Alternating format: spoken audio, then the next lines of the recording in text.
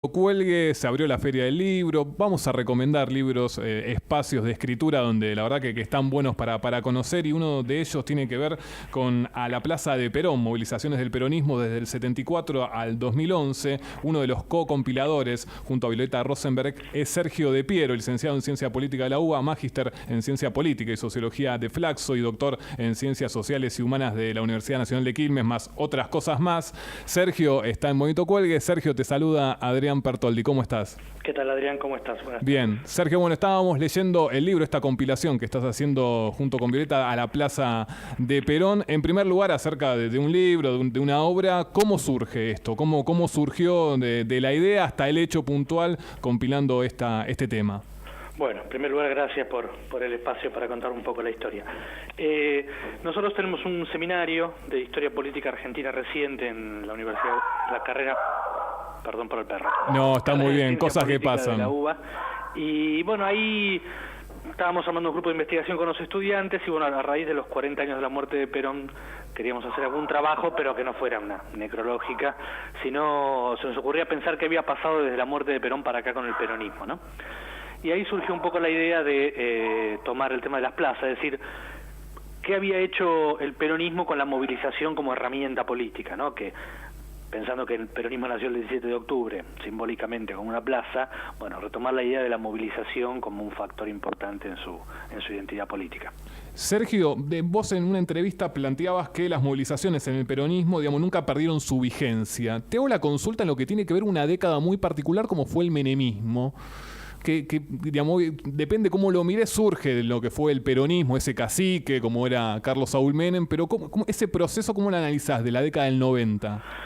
Claro, justamente sí, muy acertado lo que mencionás. Durante el menemismo, justamente el liderazgo de Carlos Menem no apeló en prácticamente ningún momento a la movilización popular, digamos, ¿no? O sea, el hecho de abandonar de alguna manera lo que era el tradicional doctrina del peronismo en cuanto a su visión de la política, de la economía, etcétera, implicaba también abandonar un poco la movilización, ¿no? Menem tuvo nosotros en el libro, dos colegas lo hacen, una muy particular plaza en abril de 1990 llamada la Plaza del Sí, que fue una plaza de apoyo, una plaza de mayo, llena, pero que la convocaron no desde el peronismo, sino dos personajes de la televisión, Bernardo Neustadt, el periodista, no sé si lo recordarán, sí, y el recientemente fallecido Gerardo Sofovich, el humorista, guionista.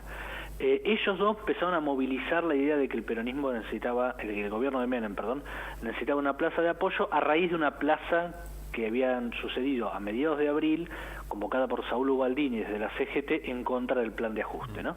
Entonces, esa es la única plaza a la que van algunos peronistas, pero básicamente va gente que jamás hubiera pensado que iba a apoyar al peronismo, ¿no? Es una cosa bastante curiosa. Pero en efecto, a partir de ahí el peronismo tiene actos muy pequeños, ¿no? Muy acotados, y no apela en ningún momento a la movilización popular como herramienta política, ¿no? Sergio, el libro, que la verdad que lo recomendamos y es muy interesante, llega hasta el año 2011, pero también en este tiempo, con la salida del kirchnerismo del poder, está en este tema de que lo veo por Facebook, todas las plazas del kirchnerismo que se juntan desde lugares más amplios hasta otros más chicos. Más allá que no tiene que ver con el libro, ¿cómo analizás ese proceso del kirchnerismo con el espacio de la plaza, diferentes plazas, digamos, cómo ves este movimiento? No, nos vino bien para poner el libro en agenda, digamos. Claro, bien, todo suma, todo suma. Fue toda una estrategia de mercado. Claro. No, bueno, el kirchnerismo, el proceso kirchnerista efectivamente comienza a apelar nuevamente a la movilización popular, digamos, ¿no? Kirchner asume con una plaza en la que hay unas 20.000, 25.000 personas, y luego esto se va incrementando, en particular después del 2008. Y bueno, de alguna manera quedó, ¿no?, como reservorio activo esta idea de que convocar a la movilización pública es una herramienta política importante, para algunos fundamental, de la construcción política. Entonces, es razonable que quienes forman parte de ese espacio la sigan utilizando, muy particularmente después de una derrota en la cual también el liderazgo del espacio peronista, e incluso más allá del Frente para la Victoria, Cristina Fernández sigue siendo una referente central, pero bueno, todavía no está resuelto eso y va a llevar bastante tiempo para el peronismo resolver ese liderazgo luego de una derrota política, ¿no? Buenas tardes, Sergio. Iván Alexis Nordi te saluda. ¿Cómo estás? ¿Cómo estás? Muy bien. Quiero consultarte si ves que la movilización y la convocatoria como herramienta le dan una ventaja al que tiene ese poder de convocatoria políticamente sobre sus competidores de turno, o si crees que es más bien una característica pero no una fortaleza.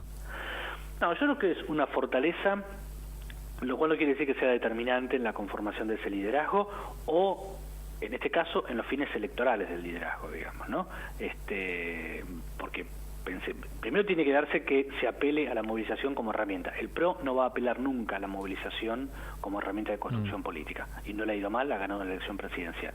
Pero ¿sentís que no va a ser una política futuro del PRO, digamos, si las condiciones sociales no mejoran, que puede llegar a ser una política de captar algunas agrupaciones sociales? No.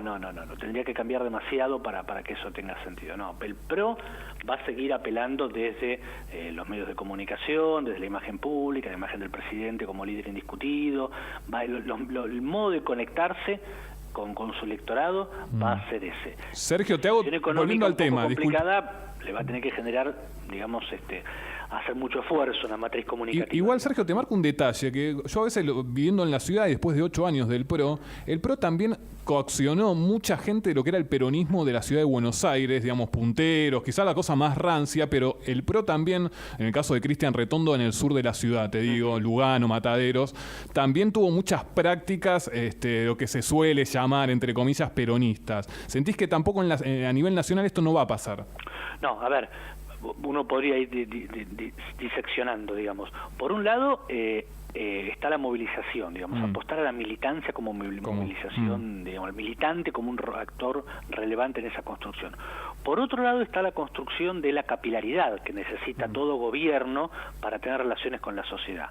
En la ciudad de Buenos Aires ese rol, me parece bastante claramente, como señalás vos, se lo dio en parte sectores peronistas, en particular Cristian Ritondo como referente en el sur de la ciudad. Si vos me preguntás, haciendo un diagnóstico un poco apresurado, digamos, tenemos que ver cómo se desenvuelve esto, pareciera que el PRO a nivel nacional, muy especialmente los conurbanos de Buenos Aires, Rosario, Córdoba, tiene una llegada muy escasa. Digamos, no sé cuál es la presencia del Estado Nacional, o sea, está la presencia del Estado a través de sus diversos actores, la escuela, el hospital, la policía. Pero mi impresión es que el PRO, al no contar con las mallas de comunicación que son los militantes, reemplazar esa malla de comunicación a través solamente de los medios de comunicación es una debilidad. Entonces, yo creo que van a lidiar con eso para adelante, pero mi impresión es que no lo van a reemplazar con la militancia, porque para vos convocar a la militancia y necesariamente tenés que hacer un relato que tenga algo de mítico. Vos tenés que, ¿no? Digo, Alfonsín convocó en la defensa de los derechos humanos y la democracia, el kirchnerismo lo hizo con términos de la recuperación de lo nacional, llamarlo en algún sentido, la industrialización, los derechos humanos, ¿no? Entonces, ¿a qué podría apelar un presidente que se negó a jurar por la patria? Claro. Recordemos que dijo, ¿no? Sí. Desempeñar con lealtad y honestidad el cargo de irresponsabilidad o honestidad. No dijo patriotismo. Entonces, el PRO es un partido que debería cambiar mucho su estructura para pensar que puede apelar a algo simbólico que el militante lo hace por una responsabilidad política, pero también necesita, digamos, enamorarse de esa causa política, ¿no? Me parece que eso en el PRO no construye poder de esa manera. Para el caso del peronismo, donde habíamos arrancado, bueno, efectivamente, ayer forzadamente, para mi gusto, pero un periodista de uno de los grandes medios decía, bueno, Moyano le demostró a Cristina que junta más gente que ella. Bueno, es cierto, había más gente que en Comodoro Pi, es cierto que acá estaban 4 centrales sindicales y allá una sola persona. Es cierto que los dos movilizan con mucha potencialidad, no quiere decir que alguno de los dos pueda, por ejemplo, poner el candidato a presidente de 2019. Claro. Eso, yo creo que Cristina Fernández no está en condiciones hoy de decir tal es el candidato o yo vuelvo a ser candidata. Es un proceso bastante más largo donde, como vos me preguntabas, Iván, por eso volvemos a lo territorial, ¿no? Digamos, la fuerza territorial de los gobernadores, de los intendentes, tiene un peso no determinante, no nada es determinante en política, sí importante tener en cuenta a la hora de definir el liderazgo. Perdón la respuesta muy larga. No, está muy bien. Sergio, respecto a la movilización como herramienta política y demostración de poder, que es básicamente de lo que venimos hablando, en Argentina está muy arraigado a partir del peronismo este concepto. En cambio, en algunos otros países no es tan importante. En Brasil, por ejemplo, ahora, a partir de la situación política muy conflictiva, sí, volvió a verse mucha convocatoria en las calles de personas tanto a favor como en contra del gobierno del PT. ¿Cómo ves alrededor de Latinoamérica o el mundo el tema de la movilización como herramienta política? Hay algunos, en general, con alguna idea de derecha, podríamos decir, que dicen que en algún momento criticaban a las convocatorias del kirchnerismo diciendo que habían quedado de modé, que era una práctica ya del pasado. ¿Qué opinas? No, lo que pasa que me parece que no, es una práctica que sigue siendo importante, más allá de la ciberparticipación y que tiene un rol importante. Ocupar una plaza es un dato relevante en términos políticos. Si uno tuviera que ver en términos muy generales lo que pasa en Occidente, digamos, no muy generales, hoy la movilización política en Europa, por ejemplo, para acercar la lente, está vinculada a la protesta. Las movilizaciones son movilizaciones fuertemente de protesta. Estos días París, no digo que está tomada, pero está con una movilización sindical enorme por una pelea fuerte que tienen con el gobierno respecto de políticas de ajuste laboral. La movilización política, si uno vuelve a la etapa del menemismo, hubo mucha movilización, pero básicamente de resistencia al ajuste, digamos, ¿no? De protesta por el desempleo, por la pobreza. O sea, especialmente los sectores más excluidos no tienen muchas herramientas, digamos, ¿no? Los sectores dominantes tienen siempre algún teléfono donde llamar, los excluidos tienen menos contacto, digámoslo, para hacer valer sus presiones, sus intereses, sus derechos. Entonces, para esos sectores siempre es un elemento. Lo que pasó de curioso, me parece, en Argentina e incluso en Brasil, es que había sectores que no salían a la calle, digamos, ¿no? En Argentina hay una tradición importante previa al peronismo. Un mes antes del 17 de octubre, el 19 de septiembre, hay una marcha por la Constitución y la Libertad, que es, digamos, lo que va a ser la Unión Democrática. Lo que querían era que renunciara Farrell y que asumiera el presidente de la Corte Suprema como presidente de la Nación. Y una visión impresionante que fue de Congreso hasta Plaza San Martín, si no me equivoco, o por Callao, no me acuerdo. Una manifestación muy grande. La hicieron muy fuerte como en parte el antiperonismo, y después eso fue decayendo, digamos, ¿no? El Partido Radical retoma la lógica movimentista que el balvinismo no tenía, y después desaparece y emerge por primera vez en el 2008. Claro. Con la crisis del campo, donde la mesa de enlace ve en la movilización, y en parte las bases lo van exigiendo, la movilización política popular, un elemento importante de presión frente al Congreso, bueno, que finalmente le fue exitoso, digamos, ¿no? Fue como recuperado. Entonces me parece que es una herramienta que todos los sectores sociales, y no solo, digamos, del campo popular, de izquierda, ha tomado. Hoy en Argentina, diversos sectores sociales la utilizan intermitentemente, ¿no?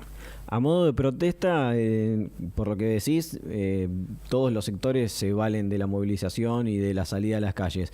¿Crees que es exclusivo del peronismo utilizarlo no desde el punto de vista de la protesta?